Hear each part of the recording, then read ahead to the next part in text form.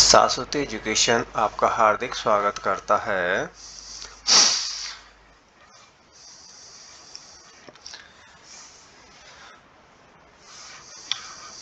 आज हम आपके सामने प्रस्तुत कर रहे हैं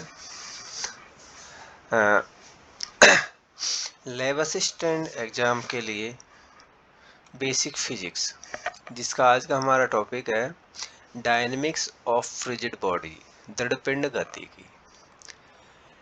दृढ़पिंड होता क्या है? सबसे पहले हम दृढ़पिंड के बारे में जानते हैं। तो दृढ़पिंड,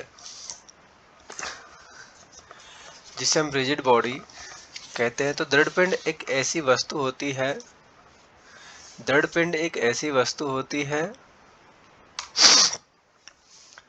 जिसके ऊपर कोई बाह्य बल लगाया जाए, कोई एक्सटर्नल फोर्स अप्लाई किया जाए तो उसके शेप में कोई भी डिफॉर्मेशन ना हो, ऐसी बॉडी को हम रिजिड बॉडी कहते हैं। तो दृढ़पिंड गतिकी से संबंधित कुछ टॉपिक्स होते हैं, कुछ बेसिक टॉपिक हैं जिनके बारे में जिनकी डेफिनेशन हमें पता होनी चाहिए। तो पहला टॉपिक है हमारा फ्रीक्वेंसी। फ्रीक्वेंसी को हम number of revolution per second से डिफाइन कर सकते हैं। मतलब एक सेकंड में कितने रिवोल्यूशन बॉडी कंप्लीट कर रहा है, कितने वाइब्रेशंस कंप्लीट कर रहा है, या कितने साइकिल कंप्लीट कर रहा है, इस चीज़ को हम फ्रीक्वेंसी और आवर्ती के नाम से जानते हैं, जिसे हम स्मॉल f, स्मॉल n या ग्रीक लेटर न्यू से रिप्रेजेंट करते हैं। फ्रीक्वेंसी का ऐसा यूनिट हर्ट्ज होता है जिसे साइकिल पर सेकंड हर्ट्ज कह सकते हैं। जनरली फ्रीक्वेंसी को आरपीएम में व्यक्त किया जाता है, जिसका फुल फॉर्म है रिवॉल्यूशन पर मिनट। लेकिन कैलकुलेशन में आरपीएम वैल्यूज को आरपीएस में कन्वर्ट करना होगा। नेक्स्ट टॉपिक है इसका एंगुलर वेलोसिटी, जिसे हम कोणीय वेग के नाम से भी जानते हैं। तो नाम से ही पता लग रहा है angular velocity, that means angle के अकॉर्डिंग, मतलब एंगल किस वेलोसिटी से चेंज हो रहा है। तो आप कह सकते हो angular displacement per unit time, unit time में कितना एंगुलर डिस्प्लेसमेंट हो रहा है, तो इसे हम एंगुलर वेलोसिटी के नाम से जानते हैं। और इसको ओमेगा से रिप्रेजेंट किया जाता है, ग्रीक लेटर ओमेगा सी से रिप्रेजेंट करते हैं। इसका जो एसआई यूनिट है वो रेडियन पर सेकंड होता है। तो हम मैथमेटिकली लिख सकते हैं omega equal to d theta upon d t, that means rate of change of theta is called omega. Next है टाइम पीरियड। टाइम पीरियड का मतलब होता है एक कंप्लीट साइकिल करने में लिया गया टाइम। तो time for one complete cycle is called time period. Time period को हम कैपिटल टी से व्यक्त करते हैं। तो और टाइम पीरियड फ्रीक्वेंसी का रेसिप्रोकल होता है, तो हम कह सकते हैं time period T equal to 1 upon frequency. और omega equal to d theta upon d t, तो यहाँ से कह सकते हैं change in one complete time period is 2 pi, तो omega equal to 2 pi upon capital T. और यहाँ से हम कह सकते हैं कि 1 upon T equal to frequency, तो omega is also become omega equal to 2 pi f. Omega हम क्या लिख सकते हैं, omega equal to 2 pi f. तो आप यहाँ से कह सकते हो omega equal to 2 pi f. Next हमारा टॉपिक है एंगुलर एक्सीलरेशन। तो एंगुलर एक्सीलरेशन होता है rate of change of angular velocity, that means angular velocity किस रेट से चेंज हो रहा है।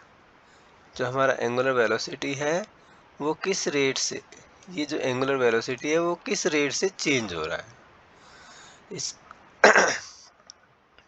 तो हम कह सकते हैं एंगुलर वेलोसिटी हमारा अगर ओमेगा है तो D omega upon d T, D omega upon d T को हम एंगुलर एक्सीलरेशन कहेंगे।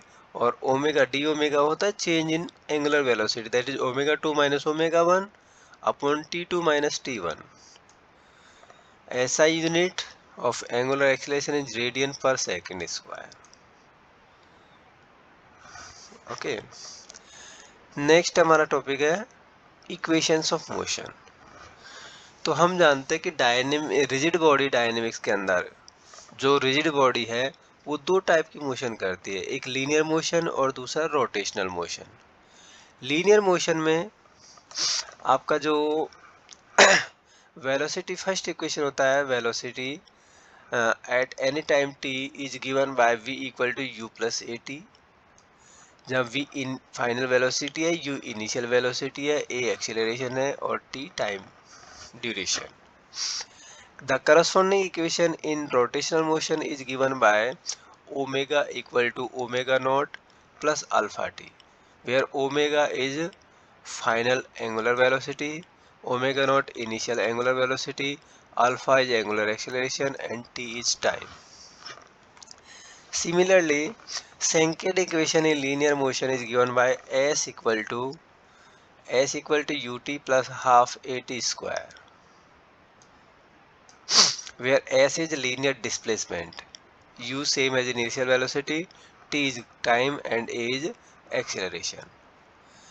The corresponding equation in rotational motion is given by theta is angular displacement theta equal to omega naught t plus half alpha t square, where alpha is angular acceleration, omega naught initial angular velocity. Third equation in linear motion is given by v square equal to u square plus 2as, and the corresponding equation in rotational motion जो corresponding equation होगी वो होगी omega square equal to omega not square plus 2 alpha theta, where omega is final angular velocity, omega not initial angular velocity, alpha angular acceleration and theta is angular displacement. One important equation in linear motion is the displacement in nth second. That means last 1 second में particle कितना displace होगा उसका formula जो होगा वो Sn equal to u plus half a two n minus 1 होगा. ये last 1 second का डिस्प्लेसमेंट होगा. तो corresponding equation rotational motion is given by theta n equal to omega not plus half alpha two n minus 1. ये last 1 second का angular displacement होगा theta n. Next इसमें important topic आता है centre of mass. तो centre of mass एक ऐसा point होता है जहाँ पे हम पूरे बॉडी के मास को कंसंट्रेट कर सकते हैं. तो आप कह सकते हो position where whole mass of the body can be concentrated. ऐसा पॉइंट जहाँ पे हम पूरे बॉडी के मास को कंसंट्रेट कर सकते हैं, उस पॉइंट को हम सेंटर ऑफ मास कहते हैं.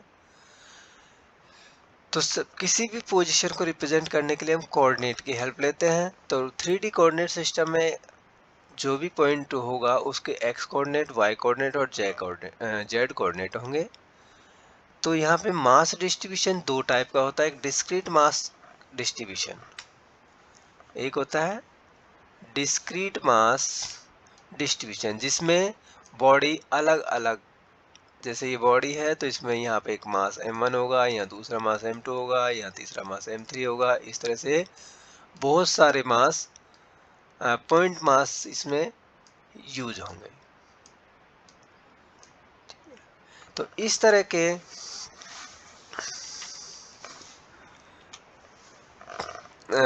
डिस्ट्रीब्यूशन के लिए जो इसका सेंटर ऑफ मास का कोऑर्डिनेट है, एक्स कोऑर्डिनेट, वो होगा सिग्मा एम आई एक्स आई अपॉन सिग्मा एम आई. मतलब ये सपोज करो m1, m2, m3, m4, m5, m6 up to mn particles हैं. तो इनका अलग अलग x coordinate x1, x2, x3, x4, x5, x6, xn है.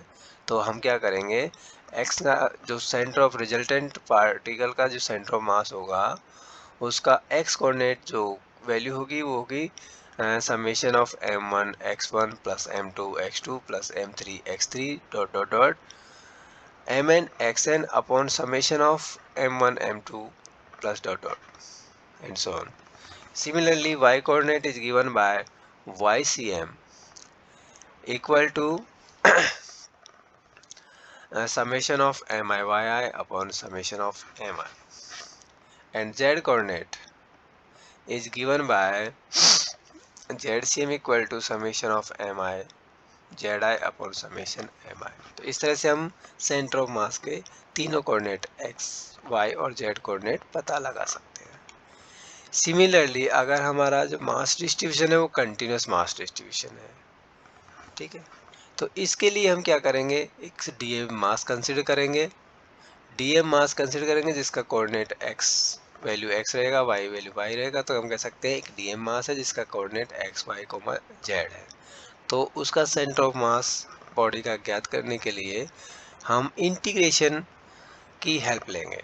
तो इसके कोऑर्डिनेट्स का सेंटर ऑफ मास का जो कोऑर्डिनेट होगा वो होगा xcm equal to integration xdm upon integration dm। Similarly y coordinate होगा ycm equal to integration ydm upon integration dm, and z coordinate होगा zcm equal to integration zdm upon integration dm। Integration dm equal to whole mass of the body. Next इसमें important point आता है moment of inertia, जड़त्व आघूर्ण। तो moment of inertia किसी भी body की ऐसी प्रॉपर्टी होती है जो उसकी स्टेट पे चेंज होने को रेजिस्ट करे। तो आप कह सकते हो rigid body resist the change in its state of rest और रोटेशनल मोशन। तो उसकी स्टेट ऑफ रेस्ट मतलब वो स्थिर अवस्था में है या फिर घूर्णन अवस्था में है, तो इस दोनों स्टेट में चेंज होने को रेजिस्ट करने की जो प्रॉपर्टी है वो मोमेंट ऑफ इनर्शिया कहलाती है।